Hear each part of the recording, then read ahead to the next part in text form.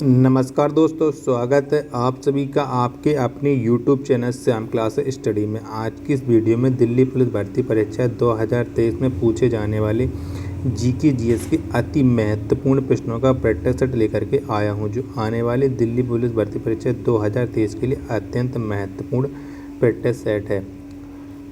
आप लोग जैसा कि जानते हैं कि दिल्ली पुलिस भर्ती परीक्षा में जीके जीएस 50 नंबर की पूछी जाने वाली है, तो इन्हीं 50 नंबरों में से आपको कम से कम 40 से 45 स्कोर करना होगा, तभी आप दिल्ली पुलिस भर्ती परीक्षा में एक पद हासिल कर पाएंगे। क्योंकि आप लोग जानते हैं कि दिल्ली पुलिस भर्ती परीक्षा की तैयारी सभी करते हैं और सिलेक्शन उन्हीं लोगों का होता है जो स्मार्ट तरीके से तैयारी करते हैं। तो आप लोग लगातार जीके जीएस के प्रैक्टिस सेट लगाते रहिएगा और मैं अपने चैनल पर आपको संपूर्ण तैयारी, जब तक आपका एग्ज़ाम नहीं हो जाता तब तक जीके जीएस की पूरी प्रैक्टिस सेट करवाने वाला हूँ। इन्हीं प्रैक्टिस सेटों के माध्यम से आप एक अच्छा स्कोर कर पे आओगे, ये मैं आपको बता देता हूँ। तो चैनल को अभी आप सब्सक्राइब कर लीजिएगा और वीडियो को एक लाइक ज़रूर कर दीजिएगा।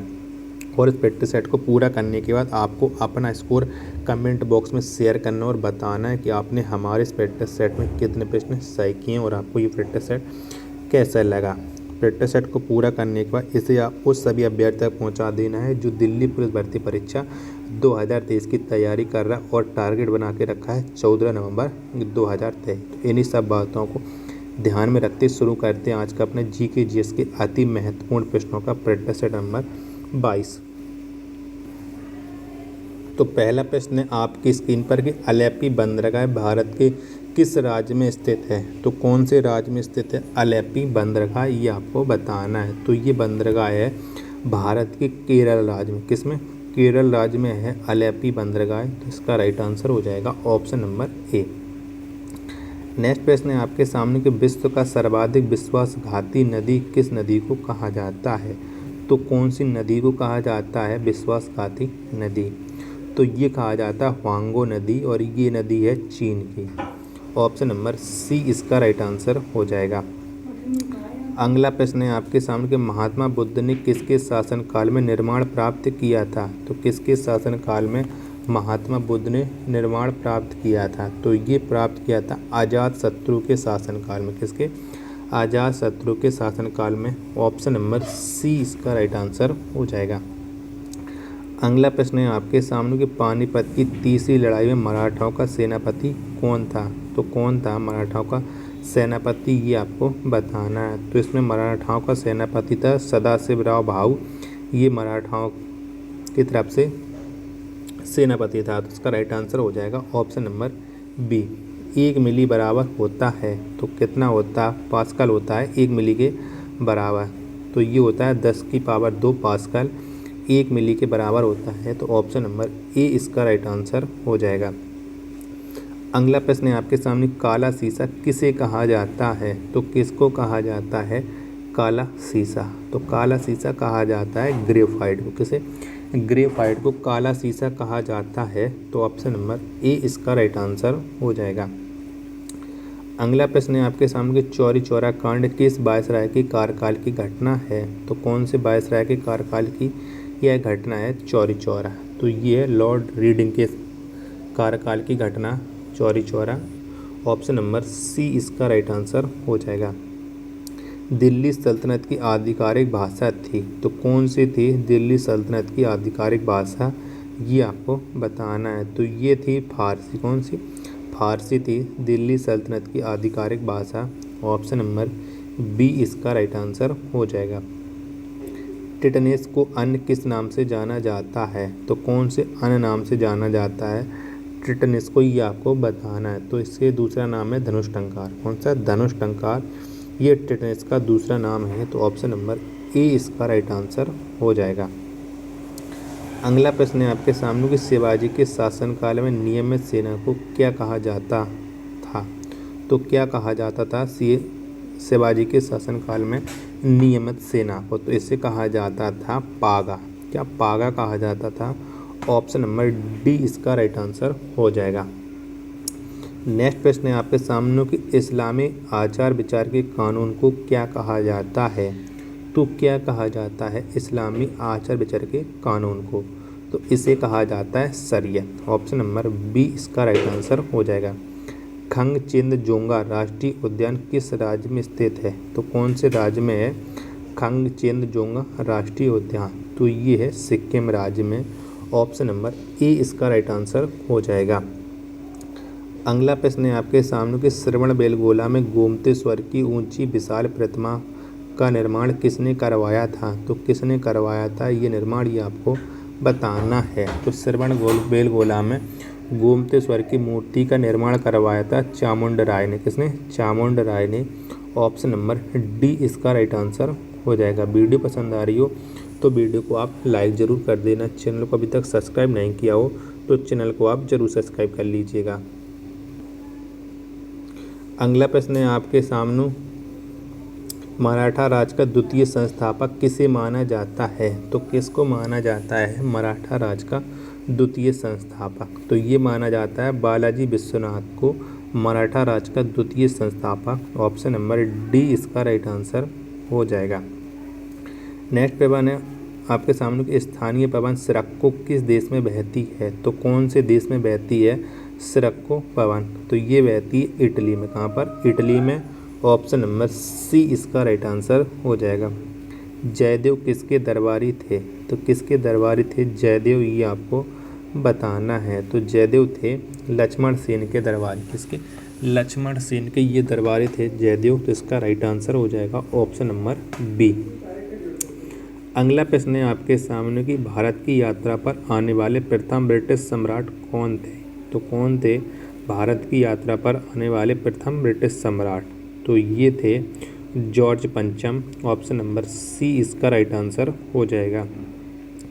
अगला प्रश्न है आपके सामने कि छाया में उगने वाले पौधे क्या कहलाते हैं? तो क्या कहलाते हैं छाया में उगने वाले पौधे?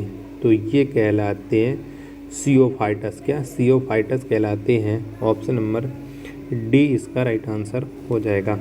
सामान्यतः पृथ्वी से फेंके गए प्रक्षेप्य के मार्ग का आकार कैसा होता है? तो कैसा होता है प्रक्षेप्य का आकार? तो इसका आकार होता है परवलय आकार। कैसा? परवलय आकार होता है। ऑप्शन नंबर डी इसका राइट आंसर हो जाएगा। अगला प्रश्न है आपके सामने, गुजरात में खेड़ा के किसान आंदोलन का नेतृत्व किसने किया था? तो किसने किया था गुजरात के खेड़ा आंदोलन का नेतृत्व? तो इसका नेतृत्व किया था महात्मा गांधी ने। किसने? महात्मा गांधी ने किया था। ऑप्शन नंबर डी इसका राइट आंसर हो जाएगा। अगला प्रश्न है आपके सामने कि बांस किस रूप में वर्गीकृत है? तो कौन से रूप में वर्गीकृत है बांस, ये आपको बताना है। तो ये है घास के रूप में। किसके? घास के रूप में वर्गीकृत है बांस। ऑप्शन नंबर सी इसका राइट आंसर हो जाएगा। अगला प्रश्न है आपके सामने कि दिल्ली अभी दूर है किसने कहा था? तो ये किसने कहा था कि दिल्ली अभी दूर है? तो ये कहा था निजामुद्दीन औलिया ने। किसने? निजामुद्दीन औलिया ने। ऑप्शन नंबर बी इसका राइट आंसर हो जाएगा। अगला प्रश्न है आपके सामने कि ओम नमो भगवते वासुदेवाय किस संप्रदाय का प्रमुख मंत्र है? तो ये कौन से संप्रदाय का ये प्रमुख मंत्र है, ये आपको बताना है। तो ये है वैष्णव संप्रदाय का प्रमुख मंत्र ओम नमो भगवते वासुदेवाय। ऑप्शन नंबर बी इसका राइट आंसर हो जाएगा। अगला प्रश्न है आपके सामने कि शरीर में निकलने वाला विषैला पदार्थ निम्नलिखित में कौन है? तो कौन सा है वो विषैला पदार्थ? तो वो है अमोनिया। ऑप्शन नंबर सी इसका राइट आंसर हो जाएगा, जो मूत्र मार्ग में निकलता है। हरित लवक की खोज किसने की थी? तो किसने की थी हरित लवक की खोज? तो इसकी खोज की थी सिम्बर ने। किसने? सिम्बर ने। ऑप्शन नंबर ए इसका राइट आंसर हो जाएगा। अगला प्रश्न है आपके सामने कि शिमला के सन्यासी के रूप में कौन विख्यात है? तो कौन विख्यात है शिमला के सन्यासी के रूप में? तो शिमला के सन्यासी के रूप में विख्यात है ए.ओ. हुम। कौन? ए.ओ. हुम है। ऑप्शन नंबर बी इसका राइट आंसर हो जाएगा। अगला प्रश्न है आपके सामने कि नौजवान भारत सभा के प्रथम सचिव कौन थे? तो कौन थे नौजवान भारत सभा के प्रथम सचिव? तो ये थे Bhagat Singh. Option number C इसका राइट आंसर हो जाएगा। अगला प्रश्न है आपके सामने कि जीव जंतुओं एवं वनस्पतियों के अवशेष को क्या कहा जाता है? तो क्या कहा जाता है? जीव जंतु एवं वनस्पतियों के अवशेष को। तो ये कहा जाता है फॉसिल। ऑप्शन नंबर बी इसका राइट आंसर हो जाएगा। अगला प्रश्न है आपके सामने कि पखुनिस्तान क्षेत्र किस क्षेत्र में है? तो कहाँ पर है पखुनिस्तान, ये आपको बताना है। तो ये है अफगानिस्तान देश में पखुनिस्तान। ऑप्शन नंबर ए इसका राइट आंसर हो जाएगा। अगला प्रश्न है आपके सामने कि नैन्सी किस देश का प्रमुख औद्योगिक नगर है? तो कौन से देश का ये प्रमुख औद्योगिक नगर है? नैन्सी। तो ये है फ्रांस का प्रमुख औद्योगिक नगर। ऑप्शन नंबर ए इसका राइट आंसर हो जाएगा। अगला प्रश्न है आपके सामने कि जहांगीर की मृत्यु के पश्चात नूरजहां ने किसे मुगल सम्राट घोषित किया था? तो किसको घोषित किया था मुगल सम्राट, ये आपको बताना है। तो जहांगीर की मृत्यु के पश्चात नूरजहां ने शहरयार को मुगल सम्राट घोषित किया था। तो ऑप्शन नंबर ए इसका राइट आंसर हो जाएगा। ईरानी भाषा का ग्रंथ अवेस्ता की तुलना किस भारतीय ग्रंथ से की जाती है? तो कौन से भारतीय ग्रंथ से की जाती है अवेस्ता की तुलना? तो इसकी तुलना होती है ऋग्वेद से। ऑप्शन नंबर सी इसका राइट आंसर हो जाएगा। अगला प्रश्न है आपके सामने कि धात्विक ऑक्साइड की प्रकृति कैसी होती है? तो कैसी होती है धात्विक ऑक्साइड की प्रवृत्ति? तो ये होती है क्षारीय प्रवृत्ति। ऑप्शन नंबर बी इसका राइट आंसर हो जाएगा। अगला प्रश्न है आपके सामने कि सेब में कौन सा अम्ल पाया जाता है? तो कौन सा अम्ल है जो सेब में पाया जाता है? तो ये पाया जाता है मैलिक अम्ल। ऑप्शन नंबर डी इसका राइट आंसर हो जाएगा। अगला प्रश्न है आपके सामने कि सर्वप्रथम वायुमंडलीय दाब की गणना किसके द्वारा की गई थी? तो किसके द्वारा की गई थी सर्वप्रथम वायुमंडल की गणना? तो ये गणना की थी वान ग्यूरिक ने। ऑप्शन नंबर डी इसका राइट आंसर हो जाएगा।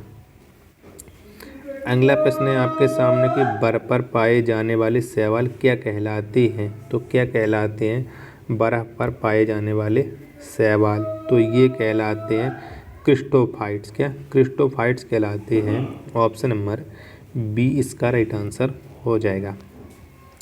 अगला प्रश्न है आपके सामने कांग्रेस अधिवेशन की अध्यक्षता करने वाला प्रथम अंग्रेज व्यक्ति कौन था? तो कौन था वो अंग्रेज का प्रथम व्यक्ति जिसने कांग्रेस अधिवेशन की अध्यक्षता की थी? तो वो था जॉर्ज यूले। कौन? George Yule. Option number D इसका राइट आंसर हो जाएगा।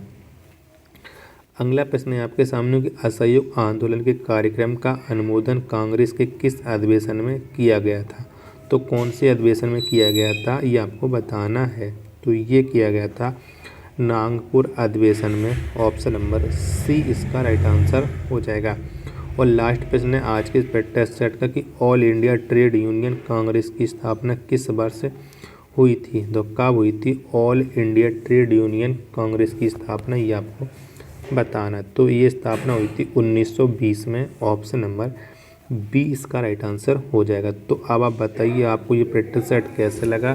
प्रैक्टिस सेट पसंद आया हो तो वीडियो को आप लाइक कर देना। चैनल को आपने अभी तक सब्सक्राइब नहीं किया हो तो चैनल को आप जरूर सब्सक्राइब कर लीजिएगा। मिलते हैं अपन नेक्स्ट वीडियो तथा नेक्स्ट प्रैक्टिस सेट में। तब तक के लिए धन्यवाद। जय हिंद मेरे प्यारे साथियों।